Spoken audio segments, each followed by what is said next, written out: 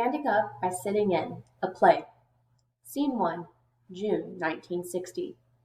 Three black high school students dressed in their best clothes stand outside a store in a South Carolina town. They're gathering courage to begin a sit-in at the store lunch counter, which serves only white people. Narrator. Beginning in 1960, black students started sit-ins to protest against unfair segregation laws. At sit-ins, students sat at lunch counters for hours, even though the waitress would not serve blacks. Bystanders often harassed or bothered the protesters by hitting them and yelling insults. Many students were arrested for breaking segregation laws. Joseph.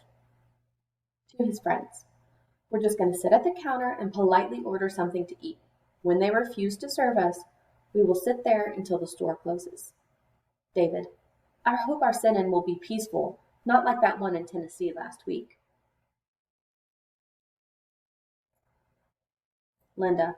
I heard that bystanders there kicked the protesters and squirted ketchup on their heads. Joseph. No matter what happens, we'll stay cool, just like we practiced in our nonviolence training. Narrator. The students promised each other they would remain nonviolent and not fight or use ugly words, even if they were attacked or jailed. They believed their protest would have more power if they reacted to anger and hatred with peace and love. Linda. My parents are terrified I might get hurt or arrested, but I told them it would be an honor to go to jail for the cause. David nods. It's up to us kids to push the movement forward. Our parents' generation has made some progress with boycotts, but things are moving too slowly. Frank rushes up to the group. He has been a part of the students' nonviolence training. Hey there! I heard you're going to have a sit-in. I want to join you. Scene 2. The students enter the store. There are racks of clothing for sale. Along the back wall is a lunch counter with stools. A waitress serves a plate to a white customer who's sitting at the counter.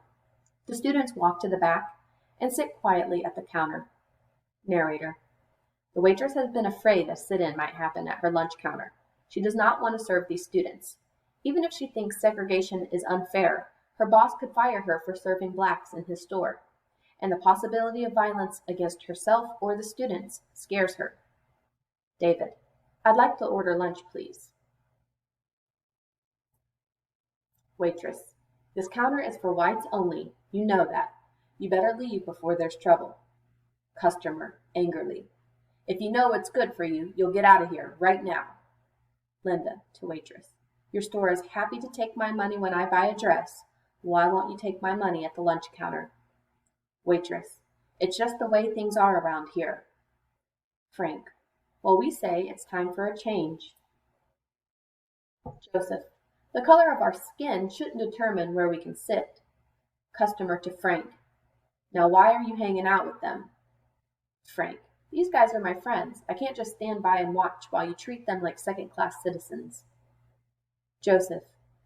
This sit-in is our way of standing up for what's right. Customer with increasing anger. I'm warning you, I'll call to the police. They'll put you all in jail where you belong. David. If they arrest us, more of our friends will come. Linda. You can fill your jails, but you're not going to stop us. Narrator. Student sit-ins spread throughout the South and succeeded in integrating lunch counters in many cities. This students' energy and determination inspired adults to protest other forms of segregation. Without the involvement of these children, the civil rights movement may not have succeeded at all.